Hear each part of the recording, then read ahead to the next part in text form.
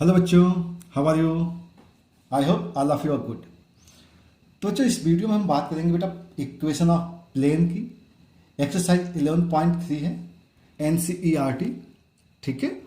तो प्लेन की इक्वेशन को कैसे फाइंड आउट करते हैं और क्या क्या इक्वेशंस हो सकती हैं इसकी, वो सारी इक्वेशंस के बारे में हम बात करेंगे। लेकिन पहले स्टार्टिंग में हम कुछ चीज़ों को समझ लेते हैं कि जनरली प्लेन एक्चुअल में है क्या और प्लेन को कैसे आइडेंटिफाई कर सकते हैं। ठीक है। तो जब भी प्लेन की इक्वेशंस के बारे में बात करते हैं तो कुछ रिक्वायरमेंट्स होती हैं। फर्स्ट बात करेंगे हम लोग अ पॉइंट, एक पॉइंट होना चाहिए। ठीक है ना, अ पॉइंट। सेकेंड, आपको मालूम होना चाहिए direction of normal to plane. ठीक है। ये दो चीजें जो कि हैं बहुत इंपॉर्टेंट चीजें हैं। कभी भी प्लेन की इक्वेशन अगर आपको निकालनी है तो आप चेक कीजिए उसका पॉइंट, कोई पॉइंट होगा, और डायरेक्शन ऑफ नॉर्मल। तो ये नॉर्मल की रिक्वायरमेंट आपको ध्यान रखनी है। अगर ये दो चीजें मालूम है तो आप प्लेन की इक्वेशन को इजीली निकाल सकते हैं। अब देखिए हम करेंगे ये। अब देखिएगा यहाँ पे बात कीजिए बेटा a point and direction of normal to plane, इस दो चीजों को ध्यान रखेंगे। तो जनरली हमें क्या कर सकते हैं, एक प्लेन को फॉर्म कर लेते हैं। एक प्लेन हमने इस टाइप से फॉर्म कर लिया। ठीक है, ये प्लेन हो गया। इसमें कोई भी एक पॉइंट एज्यूम कर लीजिए, that is a point A which is a vector. And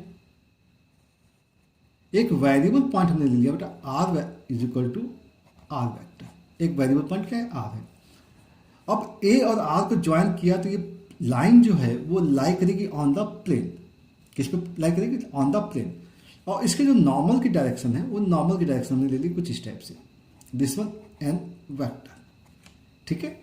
इसे मान लीजिए ये पॉइंट है ओ और ये पॉइंट हो गया एम। ओके। अब ओ एम क्या है, इस टाइप का परपेंडिकुलर है।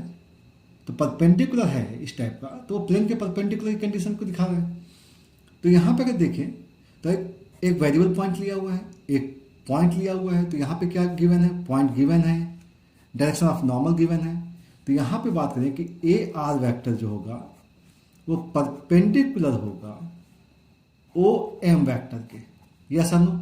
क्योंकि भाई इस प्लेन के बारे में बात करें, ये जो प्लेन है इस प्लेन में ये पेन को हमने दिखा दिया, ये पेन इस टाइप का परपेंडिकुलर, तो कहीं पे भी लगा दीजिए तो ऑलवेज क्या होगा, परपेंडिकुलर होगा। ठीक है ना। तो ये पेन जो है वो एन कैप है या एन वेक्टर है। ठीक है।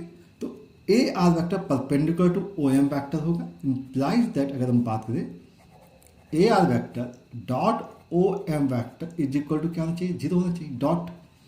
अब देखिएगा ए आर वेक्टर का मतलब क्या है, ए आर वेक्टर का मतलब होता है position vector of R minus position vector of A vector dot O M. O M का मतलब है N vector is equal to zero. अब बात करते हैं position vector of R. Position vector of R vector minus A vector dot N vector is equal to zero हो जाएगा। इसको कन्वर्ट कर लेते हैं मल्टीप्लाई करके, R dot N vector is equal to आएगा A vector dot N vector.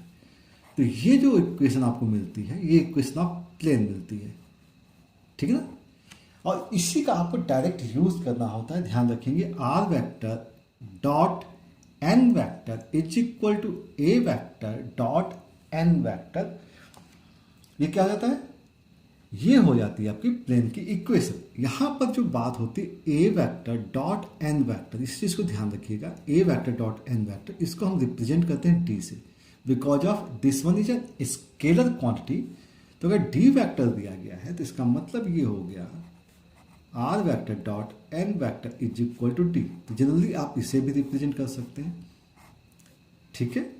तो R dot N is equal to A dot N, ध्यान रखेंगे। और सबसे इंपॉर्टेंट चीज ये है बेटा R vector minus A vector dot N vector is equal to zero. एक पॉइंट नॉर्मल डॉट को क्या करना है, जीरो कर देना है। तो ये प्लेन की इक्वेशन आपको मिल जाती है। ठीक है। अब इन्हीं के बहुत सारे डिफरेंट फॉर्म्स होते हैं जिनके बारे में हमको स्टडी करना होता है। और एक चीज और समझते हैं यहाँ पर, अगर सपोज कीजिए कि ये जो यहाँ पर ये ओरिजिन अगर सपोज करते हैं, ये ओरिजिन सपोज कर लिया जाए, ये क्या है, ओरिजिन है। ओरिजिन से इस प्लेन की परपेंडिकुलर डिस्टेंस जो है, अगर हमने यहाँ पे डी ले ली, ध्यान रखिएगा डी हमने लिया है परपेंडिकुलर डिस्टेंस, ठीक है, या कैपिटल डी ले लीजिए, कोई दिक्कत नहीं है। अगर हमारे पास डी डिस्टेंस दी गई है तो ये डिस्टेंस एक्चुअल में यहाँ से भी होगी, ठीक है ना, यहाँ से भी ये जो डिस्टेंस होनी चाहिए ओरिजिन से वो डी होगी, क्योंकि परपेंडिकुलर है। और ये लाइन ध्यान रखना है, ठीक है ना, इसके पैरेलल ड्रॉ कर दिया तो ये ओरिजिन हो गया, यहाँ से डिस्टेंस क्या हो गई, डी हो गई। ओके, तो यहाँ पे जो कंडीशन होती है, अगर हम इस वेक्टर को कंप्लीट कन्वर्ट करना चाहें थोड़ा सा, R vector dot N vector को हम कन्वर्ट करना चाहते हैं, N vector divide by its magnitude is equal to आएगा D vector dot divide by magnitude, ठीक है। अब ये जो वेक्टर हो गया वो एक्चुअल में क्या होगा बेटा, R vector dot N cap is equal to, ये जो वैल्यू आ गई है वो आ गई है ए वेक्टर डॉट, ये क्या था, डी क्या था, A dot N vector divide by its magnitude, means ये आ गया are vector dot N vector is equal to A vector dot N cap, ठीक है। मतलब ए का जो डायरेक्शन आपको एन कैप दिख रहा है, मतलब ए का यहां से ज्वाइन करें बेटा तो क्या दिख रहा है, एन कैप, ठीक ना। तो अब बात ये हो रही है कि यहां से अगर बात की जाए, यहां ध्यान रखिएगा ये एन कैप है बेटा, ठीक है, एन कैप है। अब समझिएगा यहां से कि ये जो वेक्टर है ए पॉइंट है, ये क्या है, ए पॉइंट है, और उसकी जो डायरेक्शन हम दे रहे हैं क्या दे रहे हैं, एन कैप, ये डायरेक्शन एन कैप आ गया। तो अगर हम देखें तो ये जो पॉइंट से डिस्टेंस हो रही है वो क्या है बेटा, डी डिस्टेंस है। तो इसको जनरली हम क्या लिख सकते हैं, are vector dot N cap is equal to, ये जो वैल्यू आती है इस वैल्यू को ध्यान रखेंगे, ये वैल्यू होती है distance D, distance D from origin,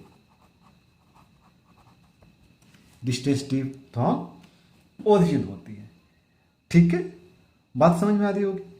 तो इस चीज को समझिएगा अच्छे से कि यहां पे जो R vector dot N cap का केस होता है, जब भी आपको वेक्टर के साथ एन कैप दिख जाए, यूनिट वेक्टर दिख जाए, तो इसका मतलब है कि राइट हैंड साइड में जो वैल्यू दी गई है वो क्या दी गई, distance of plane from origin. Okay, बात समझ में आ रही है। तो इस चीज को भी आप ध्यान रखेंगे कि कभी भी यूनिट वेक्टर दिया जाएगा तो ये डिस्टेंस होगा, ये क्या होगा, ये डिस्टेंस होगा, डिस्टेंस फ्रॉम ओरिजिन। ओके, यहां तक की बातें समझ में आ गई हैं। तो पहली चीज आपको ये समझना है कि फर्स्ट चीज क्या, फर्स्ट कंडीशन ये है कि आर वेक्टर माइनस का A vector dot N vector is equal to 0, first equation. ये इक्वेशन ऑफ प्लेन है when normal and a point is given. Second, अगर R vector dot N vector लिखना चाहें तो आप इस टाइप से लिख सकते हैं डी। थर्ड कंडीशन ये हो सकती है कि आर वेक्टर को अगर एन कैप के साथ मल्टीप्लाई करें तो राइट हैंड साइड में जो भी वैल्यू आती है, अगर हमने डी डैश लिख दिया तो डी डैश जो होता है, this one is a distance of plane from origin,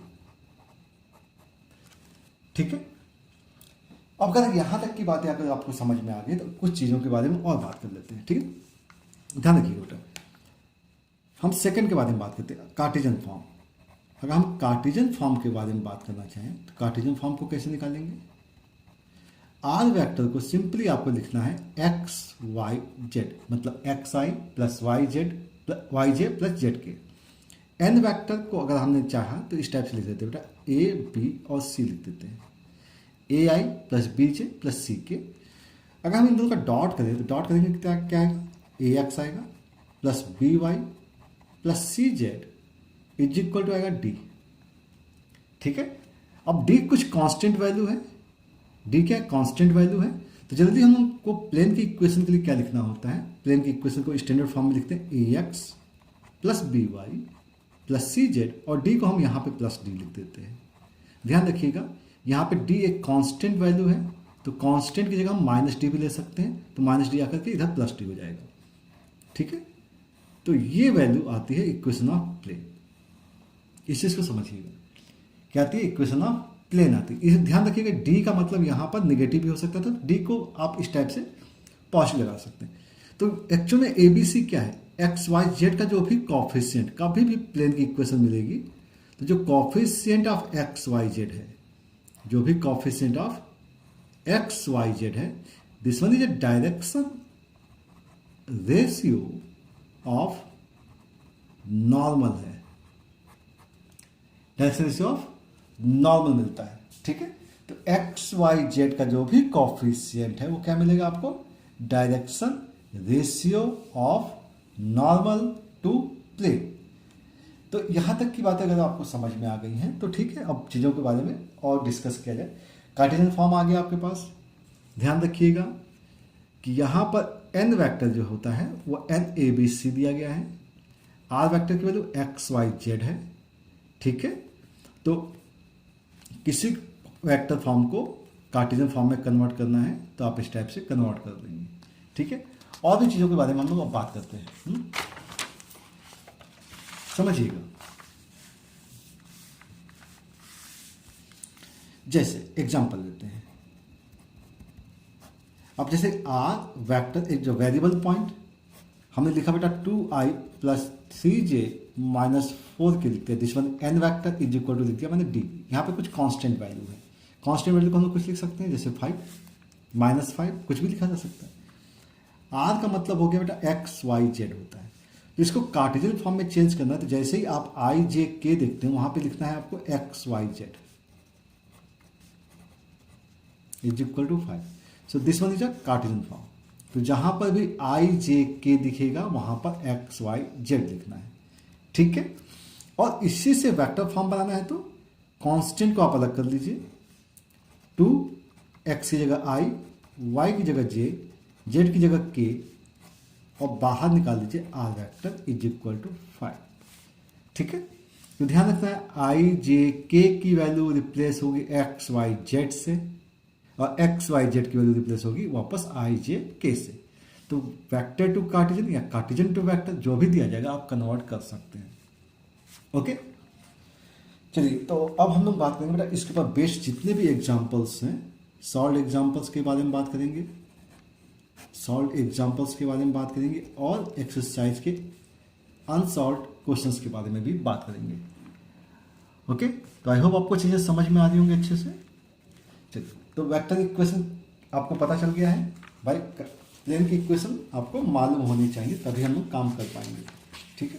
तो यहाँ पे जो सॉल्व एग्जाम्पल से स्टार्ट हुए बेटा, वो सॉल्व एग्जाम्पल से स्टार्ट हुए हैं एग्जाम्पल 13 से। तो हम बात करेंगे एग्जाम्पल 13 के बारे में। NCERT बुक ले लीजिएगा बेटा साथ में आप अपने, क्योंकि NCERT की बुक हम लोग क्वेश्चंस को कंप्लीट नोट नहीं करेंगे, तो बुक होगी तो आपको क्वेश्चन अच्छे से समझ में आएगा, क्योंकि हम यहाँ पे रीड करने जा रहे हैं।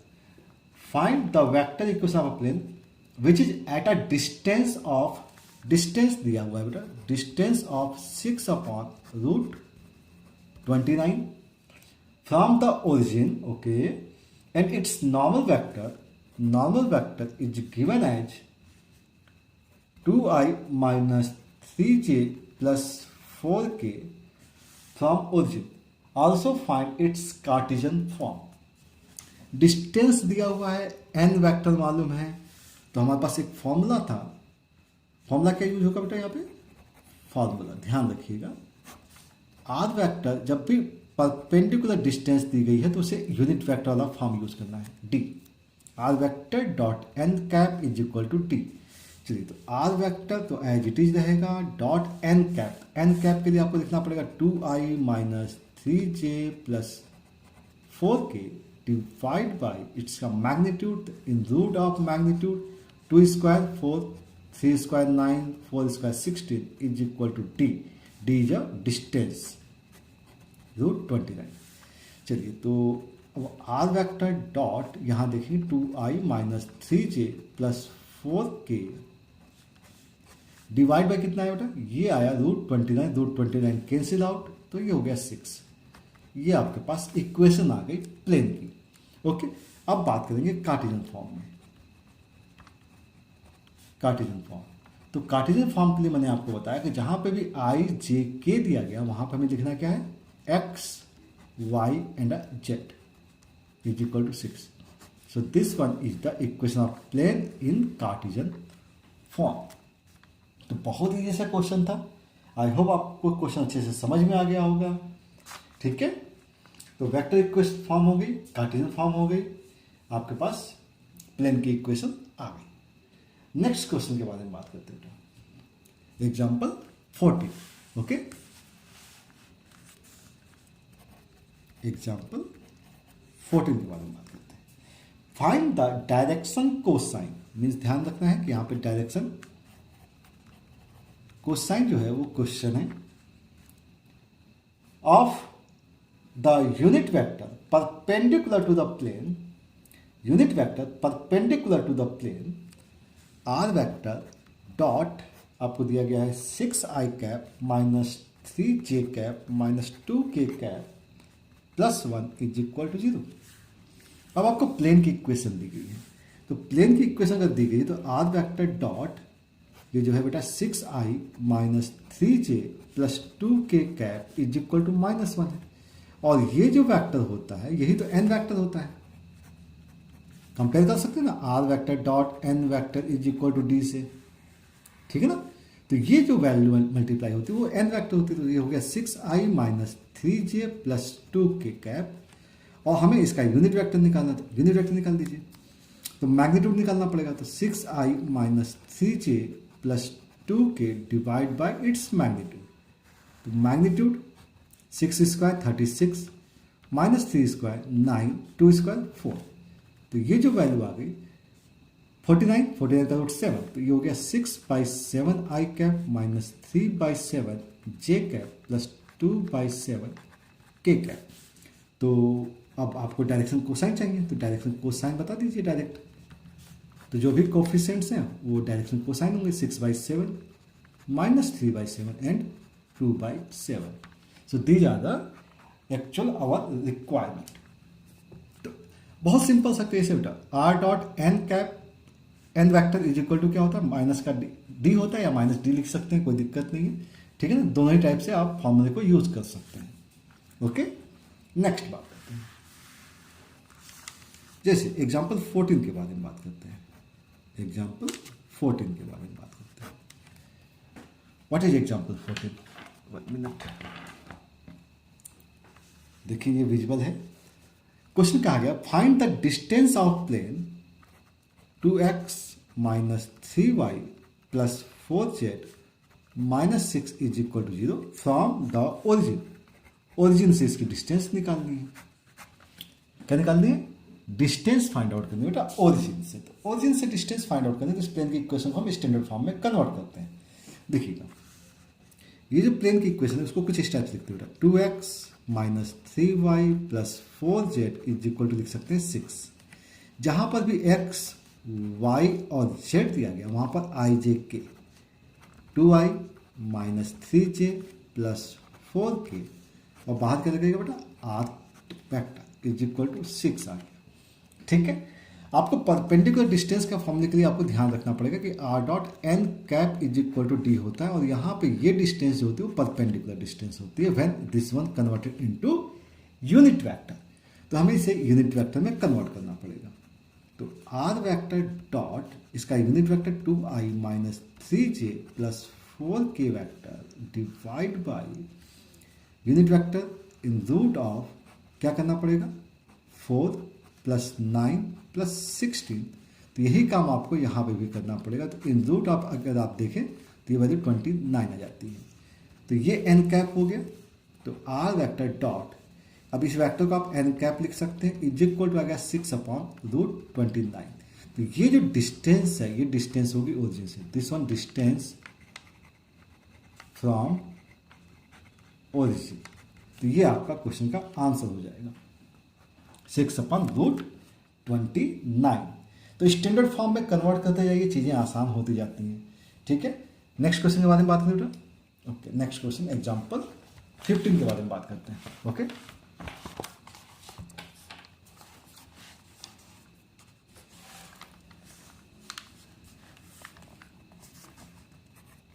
एग्जाम्पल 15. ठीक है, ओके चलिए तो स्टार्ट करते हैं बेटा. क्वेश्चन दिया गया है सॉरी 15 14 भी कंप्लीट, 13 14 14 पिछला 15 था पिछला वाला, अब ये एक्चुअली में 16 है बेटा, ठीक है। Question number 16, okay. Find the coordinate of the foot of perpendicular drawn from origin to the plane. Find the coordinate of foot of perpendicular, तो ध्यान रखिएगा फुट ऑफ परपेंडिकुलर निकालना है, ड्रॉन फ्रॉम ओरिजिन, ओरिजिन 0 0 0, यहां से आपको ये चाहिए, आपको फुट ऑफ परपेंडिकुलर, तो इसको हमने एफ लिख दिया बेटा। एफ को क्या बोल दिया, foot of perpendicular to the plane, this one is a 2x minus 3y plus 4z minus 6 is equal to 0, okay. चलिए तो इसमें फुट ऑफ परपेंडिकुलर निकालने की देखते हैं, इसको फुट ऑफ परपेंडिकुलर कैसे फाइंड आउट कर सकते हैं। देखिएगा, ध्यान से देखिएगा बेटा, ये एक प्लेन की इक्वेशन है। अगर हम इसको देखें तो F O is a straight line which intersect the plane, plane को इंटरसेक्ट कर रहा है। तो अगर ये इक्वेशन ऑफ लाइन मालूम हो जाए तो उसका एक वेरिएबल पॉइंट हम कंसीडर कर सकते हैं ना। देखिएगा कैसे होता है सॉल्व। अब ये जो प्लेन है वो प्लेन को अगर हम स्टैंडर्ड फॉर्म में चेंज करें, we have 2x minus 3y plus 4z is equal to 6 is the equation of plane. इसको अगर हम वेक्टर फॉर्म में चेंज करें तो ये क्या आ जाएगा बेटा, आर वेक्टर डॉट जहां पर x है वहां पर i j और plus 4k is equal to 6। So this one is a n vector. So direction of normal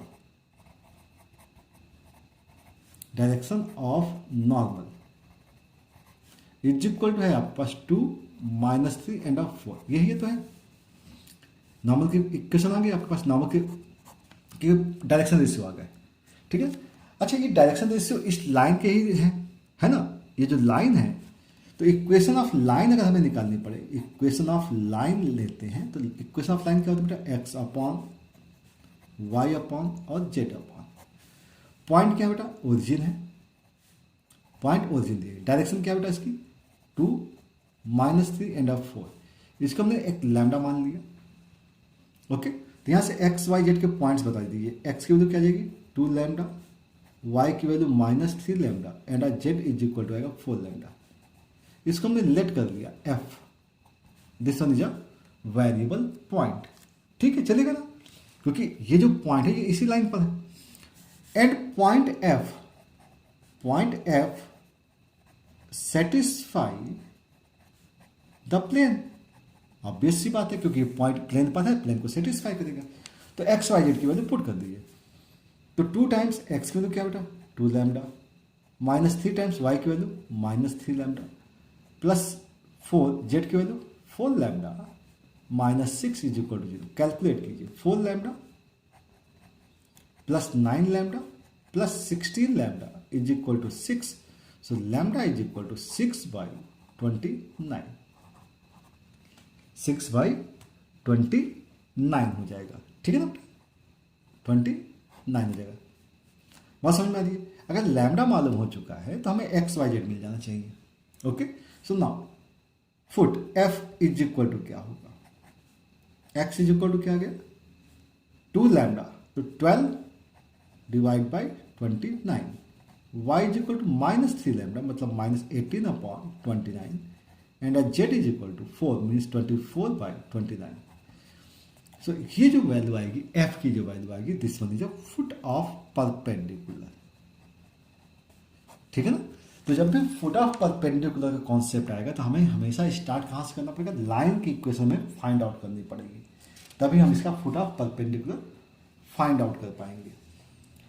I hope आपको कंडीशन समझ में आ गई होगी, ठीक है।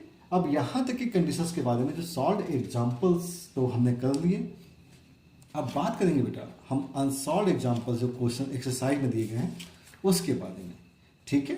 तो यहाँ एक्सरसाइज 11.3 में, एक्सरसाइज 11.3 में जो क्वेश्चंस हैं 1 to 5 तक के, वो सारे के सारे क्वेश्चंस आपको इसी पर बेस्ड दिए गए हैं, ठीक है। तो हम लोग सॉल्व कर लेते हैं, ओके। तो तो इसी कॉन्सेप्ट पे ध्यान रखिएगा बेटा, इसी कॉन्सेप्ट पे आपको काम करना है, ध्यान रखना है। R vector dot N vector is equal to d, r vector dot N cap is equal to d dash, d dash का मतलब perpendicular distance from origin. Okay, ये बहुत छोटी छोटी चीज़ें हैं जिन्हें आपको बहुत अच्छे से ध्यान रखना है, तभी आप काम कर पाएंगे, अदरवाइज बहुत प्रॉब्लम आती है ना। हाँ, वैसे भी मैथ्स काफ़ी टफ जाता है आप लोगों को, है ना, तो मैथ्स को इजी बनाना है ना, तो चीज़ों को ध्यान रखते चलेंगे। ओके, चलिए तो आते हैं वापस क्वेश्चंस पे। तो फर्स्ट क्वेश्चन जो दिया गया है उसके बारे में बात कर लेते हैं, ठीक है ना। What is first question? In each of the following cases determine the direction cosine of the normal to the plane and the distance from the origin. ध्यान रखिएगा, डायरेक्शन कोसाइन फाइंड आउट करना है। क्या फाइंड आउट करना है? Direction cosine and distance, दो चीजें find out करनी है, ठीक है ना। अब डायरेक्शन कोसाइन और डिस्टेंस, सिंपल सी बात है, आपको ये ध्यान रखना है, डिस्टेंस फ्रॉम ओरिजिन। तो जो भी प्लेन की इक्वेशन दी जाएगी आपको इस फॉर्म में कन्वर्ट करना है और सॉल्व करना है। जैसे फर्स्ट दिया गया है ए, जेड इज इक्वल टू 2 दिया गया है, ठीक है। अब जेड इज इक्वल टू 2 का मतलब क्या है? इसको अगर आप चाहें तो इस फॉर्म में कन्वर्ट करते हैं। जेड देखिएगा क्या कर सकते हैं, इसे लिख सकते हैं ना, 0x plus 0y plus 1 into z is equal to 2 लिख सकते हैं। बहुत बेसिक से बता रहा हूँ बेटा, अब समझिएगा, जहाँ पर एक्स वाई जेड होता है वहाँ पर आई जे के होता है, मतलब यहाँ पे क्या हो जाएगा, यहाँ पे आएगा k cap dot r vector is equal to क्या है, 2 है, ठीक है ना। अब एक्चुअल में ऑलरेडी ये क्या है, ये यूनिट वेक्टर है, ये क्या है, यूनिट वेक्टर है। तो अगर ये यूनिट वेक्टर है तो ये क्या होगा, डिस्टेंस होगा, तो ये डिस्टेंस होगा, क्या होगा, डिस्टेंस। और ये यूनिट वेक्टर है बेटा, तो यही आपका एन कैप होगा। एन कैप की वैल्यू क्या हो गई, 0 0 और 1 आ गया, ठीक है। अब यूनिट वेक्टर हमेशा क्या रिप्रेजेंट करता है, डायरेक्शन कोसाइन रिप्रेजेंट करता है, तो यही क्या हो जाएगा, इसका डायरेक्शन कोसाइन हो जाएगा। तो डायरेक्शन कोसाइन भी मिल गया हमें, ओरिजिन से डिस्टेंस भी मिल गई, तो दोनों ही चीजें यहाँ पे सॉल्व हो गई, ठीक है। तो जनरलाइज कर लिया हम लोगों ने, उसके बाद क्वेश्चन को सॉल्व कर लिया। सिमिलरली बी क्वेश्चन दिया गया, जो वो दिया गया x plus y plus z is equal to 1 दिया गया है, ठीक है। अब समझिएगा, फिर से वापस वही, जहां पर x y z है वहां पर क्या लिखना है बेटा, i cap plus J cap plus k cap, और बाहर क्या लिखते हैं, are vector dot is equal to 1। अब ये एक स्टैंडर्ड फॉर्म में आ गया है। अब स्टैंडर्ड फॉर्म का मतलब क्या, r vector dot N vector is equal to t है, बिकॉज ये यूनिट वेक्टर नहीं है। क्यों नहीं है, क्योंकि इसका मैग्नीट्यूड निकालेंगे तो 1 नहीं आएगा, तो हमें इसे यूनिट वेक्टर में कन्वर्ट करना है। तो आर वेक्टर डॉट ये हो गया आई प्लस जे प्लस के, और इसका मैग्नीट्यूड निकालेंगे, तो मैग्नीट्यूड निकालना आता है ना, 1 square plus 1 square plus 1 square मतलब 3 आएगा, इज इक्वल टू आएगा 1 अपॉन √3, क्योंकि √3 से यहाँ डिवाइड किया तो √3 से आपने यहाँ डिवाइड कर दिया। अब ये जो वेक्टर आया है वो क्या है बेटा, यूनिट वेक्टर है ना। तो ये जो वैल्यू आएगी वो डिस्टेंस आएगी, तो डिस्टेंस क्या हो गया, डिस्टेंस हो गया 1 अपॉन √3 एंड डायरेक्शन कोसाइन, तो ये यूनिट वेक्टर है ना, तो 1 upon √3 then 1 upon √3 then 1 upon √3, तो ये सारे के सारे कैसे हो जाएंगे, यूनिट वेक्टर में कन्वर्ट हो गए। ओके ओके, चलिए बेटा नेक्स्ट क्वेश्चन देखते हैं, इसी का सेक्शन सी देख लेते हैं, ठीक है। सेक्शन सी को कैसे टैकल करना है, सेम क्वेश्चन बेटा, 2x plus 3y minus z is equal to 5। तो फिर से कन्वर्ट कर लीजिए बेटा, कन्वर्ट करना आर डॉट, जहां पर x y z है वहां क्या लिखना है, i j and k is equal to 5। अब इसे कन्वर्ट करना है यूनिट वेक्टर में, तो r vector dot 2i plus 3j minus k vector divide by magnitude देखा जाए तो 2 square 4 3 square 9 1 is equal to 5 upon यहाँ कितना आएगा √14, ठीक है। अब ये यूनिट वेक्टर है, ये क्या है, यूनिट वेक्टर है, तो डायरेक्शन कोसाइन बता दीजिए, बता सकते हैं ना, डायरेक्शन कोसाइन क्या होगा, 2 upon root 14, 3 upon root 14 minus 1 upon root 14 and distance की वैल्यू राइट हैंड साइड है रूट अंडर 5 अपॉन रूट 14। तो इस टाइप से आपके पास क्वेश्चन सॉल्व हो जाएगा। एक लास्ट यहाँ पे दिया गया d part, this one is a 5y plus 8 is equal to 0। इसका मतलब हो गया y is equal to minus 8 upon 5। ठीक है, तो y is equal to minus 8 upon 5। ऐसा ही आपने क्वेश्चन किया था z इज इक्वल टू 2, किया था ना, z इज इक्वल टू 2, तो कांस्टेंट डिस्टेंस थी यहाँ पर। यहाँ पर देखिए y is equal to minus 8/5 आ गया है। तो अब इससे अगर कन्वर्ट करना है आपको, क्या करना है बेटा, कन्वर्ट करना ना, तो y के लिए आपके पास क्या आएगा, j आएगा। तो इसका मतलब हो गया r dot j is equal to है माइनस 8/5। तो अब ये कांस्टेंट डिस्टेंस है, नेगेटिव है, ध्यान रखिएगा। तो डिस्टेंस ऑलवेज भी पॉजिटिव, तो 8/5 लिखेंगे डिस्टेंस, ठीक ना। और यूनिट वेक्टर क्या है, डायरेक्शन कोसाइन क्या होगा, ये यूनिट वेक्टर है ना, तो जे के लिए क्या लिखेंगे, 0, 1 और 0। तो ये आपके पास क्या आ जाएगा, डायरेक्शन कोसाइन, और उसकी डिस्टेंस क्या आ गई, 8/5। ओके, ठीक है। केवल यही दो फॉर्मूले यूज हो रहे हैं बेटा, जो अभी तक हम लोगों ने बात की ना, ये दो फॉर्मूले आपका यूज हो रहे हैं। ठीक है, नेक्स्ट बात करेंगे बेटा क्वेश्चन नंबर सेकंड की। Now question number second, what is the question number second? Okay, find the vector equation of a plane which is at a distance of 7। तो distance is a 7 from origin and normal to the vector. N vector आपको दिया गया है, N vector दिया गया है 3i cap minus plus का 5j cap minus 6k cap. ध्यान रखिएगा बेटा, डिस्टेंस का यूज तभी करते हैं जब आपके पास प्लेन की इक्वेशन में एन कैप होता है, तो ये डिस्टेंस होती है। क्या होती है, डिस्टेंस होती है। तो डिस्टेंस का अगर आपको यूज करना है 7 का, तो यहाँ पे आर वेक्टर के साथ आपको एन वेक्टर का कैप निकालना पड़ेगा। तो एन कैप की जो वैल्यू है वह है 3i plus 5j minus 6k, ठीक है ना, divide by its magnitude. Magnitude की वैल्यू कितनी होगी, 9, 5 का स्क्वायर 25 और 6 स्क्वायर 36। तो इसी को लिख लीजिएगा, ठीक ना, 3i cap plus 5j cap minus 6k cap divide by its magnitude in root of 25 plus का 9 34 प्लस 36 70, तो रूट में 70 आ गया। ठीक है, तो ये आपकी इक्वेशन ऑफ प्लेन आ जाएगी, वेक्टर इक्वेशन ऑफ प्लेन आ जाएगी। ठीक है, और सॉरी यहाँ डिस्टेंस दिया हुआ था, डिस्टेंस ऑलरेडी 7 है बेटा, डिस्टेंस 7 है, तो इसे आप यहाँ ट्रांसफर कर सकते हैं। तो ये आएगा r vector dot 3i cap plus 5j cap minus 6k cap is equal to 7 time root 70। तो ये आपके क्वेश्चन का आंसर हो जाएगा। वेक्टर फॉर्म है, ध्यान रखिएगा, क्या है वेक्टर फॉर्म। अगर कार्टेशियन में चेंज करना होता तो जहाँ पर i j k है वहाँ पर x y z, मतलब 3x plus 5y minus 6z is equal to 7 root 70 लिख देते, तो ये भी आपका आंसर सही हो जाता है। ठीक है, तो वेक्टर फॉर्म फाइंड आउट करना है या कार्टेशियन फॉर्म फाइंड आउट करना है, वो आप फाइंड आउट कर सकते हैं। क्वेश्चन नंबर थर्ड के बारे में बात करें। अब थर्ड क्वेश्चन देखिए, बहुत आसान सा क्वेश्चन है। अब उस क्वेश्चन में कुछ करना ही नहीं है, बहुत ईजी है। Find the Cartesian equation of the plane. Plane की कार्टेशियन इक्वेशन फाइंड आउट करनी है, equation of plane in Cartesian form. तो ध्यान रखना है कार्टेशियन फॉर्म क्वेश्चन। तो पहला जो दिया गया है वो दिया गया are vector dot i plus j minus के इज इक्वल टू 2। तो सिंपल सी बात होता है, जहाँ पर i j k होता है वहाँ पे क्या लिखते हैं, x y और z is equal to 2। Simple से ये हो गया कार्टेशियन फॉर्म। अब इससे आसान क्वेश्चन क्या हो सकता है ना, तो ये सब समझने के लिए बस, और कुछ नहीं। ऐसे क्वेश्चन एग्जाम्स में तो नहीं आएंगे, ठीक है ना, लेकिन कन्वर्जन आपको समझ में आ जाना चाहिए।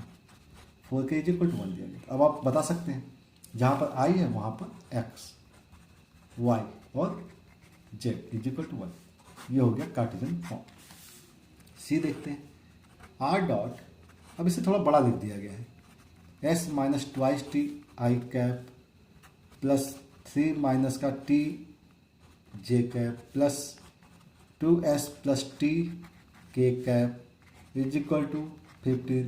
अब इन सब चीज़ों से चीज़ें चेंज तो नहीं होती हैं, जहाँ पर i है वहाँ पर एक्स हो गया, 3 माइनस टी, जे की जगह वाई, और 2s प्लस टी, और के की जगह क्या लिखना है, z is equal to 50. So this one answer. तो इक्वेशन बड़े लिखने से क्वेश्चन बड़ा नहीं हो सकता है, ठीक है ना, क्योंकि कार्डिनल फॉर्म चेंज करना है, एक्स वाई जेड, आई जे के की जगह रिप्लेस कर देंगे, तो क्वेश्चन बहुत आसान सा हो गया, ठीक है. तो इस टाइप से आप क्वेश्चन नंबर 3 भी कंप्लीट कर सकते हैं. बात हुई क्वेश्चन नंबर 4 की. अब 4th में क्या दिया गया वो देखते हैं. Okay, in the following cases find the coordinate of the foot of perpendicular drawn from the origin. देखिए बेटा, foot of perpendicular find out करना फ्रॉम द ओरिजिन, ठीक है. अब इसके बारे में हम ऑलरेडी बात कर चुके हैं, सॉल्व एग्जाम्पल किया था हम लोगों ने, तो इसके ए सेक्शन के बारे में बात करते हैं. ध्यान रखिएगा, 2x plus 3y plus 4z minus 12 is equal to 0. This is the equation of plane, ठीक है. अब ये प्लेन की इक्वेशन है. ओरिजिन से आपको फुट ऑफ परपेंडिकुलर निकालना है, ये एफ है. अभी हम लोग बात की थी, बहुत अच्छे से ध्यान होगा आपको, एफ निकालना है, और ये प्लेन की इक्वेशन है. तो इसके नॉर्मल की डायरेक्शन क्या है बेटा, एन वेक्टर क्या है, जो भी एक्स वाई और जेड का कोएफिशिएंट होता है, 2 3 and 4, this one is the direction of normal. Now equation of O F निकाल देते हैं, equation of line O F, ठीक ना. अगर ओ एफ लाइन की इक्वेशन निकालनी होगी तो लाइन की इक्वेशन क्या लिखते हैं, एक्स वाई और z divide by directions 2 3 and 4. कहाँ से पास हो रहा है, passes through origin, is equal to क्या लिखा होता है, लैम्डा. तो अब एक वेरिएबल पॉइंट एफ निकालना होता है, तो वेरिएबल पॉइंट एफ के लिए क्या आप करते हैं, एफ इज इक्वल टू, जो यहां से वेरिएबल पॉइंट आता है बेटा वही आपका पॉइंट होता है, वेरिएबल पॉइंट, ठीक है ना. And this point lie on plane, तो प्लेन को सेटिस्फाई करेगा. तो प्लेन को सेटिस्फाई करने के लिए क्या करना है, इसको यहां सब्स्टिट्यूट कर देना है, ठीक है ना. चलिए सब्स्टिट्यूट करते हैं. तो 2x, एक्स की जगह 2 लैम्डा, प्लस 3 वाई की जगह 3 lambda, plus 4 lambda is equal to है 12. यहाँ गया 4 प्लस 9 13 प्लस 16 29. तो लैम्डा इज इक्वल टू आ गया 12 बाई 29. लैम्डा मालूम हो गया. इस लैम्डा को उठा करके आप कहाँ लगाना है, इस पॉइंट पे. तो एफ इज इक्वल टू आ जाएगा आपके पास 24 बाई 29, 3 मल्टीप्लाई किया 36 बाई 29, एंड आप 4 मल्टीप्लाई तो 48 बाई 29. तो ये सेम क्वेश्चन था फुट ऑफ परपेंडिकुलर का, फुट ऑफ परपेंडिकुलर, जैसा कि सॉल्व एग्जाम्पल में हम लोगों ने किया था, ठीक है. तो फुट ऑफ परपेंडिकुलर निकालने के लिए आपको क्या करना है, आपको equation of line find out करनी पड़ेगी, ठीक है. चलिए इसकी क्या बी सेक्शन देखते हैं. आइडिया समझ में आ गया होगा आपको बी सेक्शन के बारे में. बी सेक्शन में प्लेन की equation 3y plus 4z minus 6 is equal to 0. तो अब प्लेन की इक्वेशन आपको मालूम है, तो आपको इसका नॉर्मल निकालना पड़ेगा. तो नॉर्मल का डायरेक्शन क्या है बेटा, x का कॉफिशिएंट तो है नहीं, तो 0 हो गया, y का कॉफिशिएंट 3 और z का कॉफिशिएंट 4. ये हो गई नॉर्मल, ठीक है. अब ये प्लेन है आपका, ओरिजिन से आपने परपेंडिकुलर ड्रॉ किया है f, तो equation of line O F क्या हो गई, लाइन. अब मैं थोड़ा फटाफट कर लेता हूँ, ठीक है ना. Equation of line x upon direction क्या बेटा 0, y अपॉन डायरेक्शन क्या है 3, z अपॉन डायरेक्शन क्या है 4 इज इक्वल टू क्या देना बेटा लैम्डा, ठीक है. तो x की जो वैल्यू आएगी वो क्या आएगी बेटा 0, y इज इक्वल टू आएगा 3 लैम्डा और z इज इक्वल टू आएगा 4 लैम्डा. ये इसको सेटिस्फाई करेगा, यही एफ पॉइंट होता है, ठीक है ना. यही क्या होता है, पॉइंट एफ होता है, सेटिस्फाई, लाई ऑन प्लेन, ये एफ पॉइंट है. तो लाई करा दीजिए, तो 3y, तो 3 3 जा 9 लैम्डा, 4 4 जा 16 lambda is equal to 6. So lambda is equal to 6 upon 25. So point F is equal to 0. 3 lambda means 18 by 25 and 4 lambda means 24 by 25. Is the answer of this question. Okay, बात समझ आ गई? Okay, तो अब बात करें बेटा section C के बारे में। सेक्शन सी देखते हैं। सेक्शन सी में जो प्लेन की इक्वेशन दी गई वो है x plus y plus z is equal to 1। तो अब आप लोग फटाफट बताइएगा कि एन वेक्टर क्या है बेटा। यहाँ पर एक्स का coefficient 1, y coefficient 1, z coefficient 1, n vector हो गया। ठीक है, फिर से वही फिगर, इस टाइप से फिगर ले लिया, ओरिजिन ले लिया और ये पॉइंट ले लिया एफ, फुट ऑफ परपेंडिकुलर, ये हो गया ओरिजिन। ठीक है ना। एफ पॉइंट मुझे पता करना है, तो एफ पॉइंट को हमें क्या लेना मतलब बेटा, एफ पॉइंट के लिए हमें लाइन निकालनी है। तो equation of line O F, origin और F, O F, X minus का ओरिजिन से जा रहा है, वाई माइनस ओरिजिन और Z minus origin, divide by direction 1 1 1 is equal to lambda. So X is equal to lambda, Y is equal to lambda and Z is equal to lambda. ये जो है ये आ गया पॉइंट एफ। यही तो variable point है, ठीक है ना। अब वेरिएबल पॉइंट कहाँ है? लाई ऑन प्लेन, प्लेन को सेटिस्फाई करा दीजिए। तो lambda plus lambda is equal to 1 आ गया। So lambda is equal to आ गया 1/3।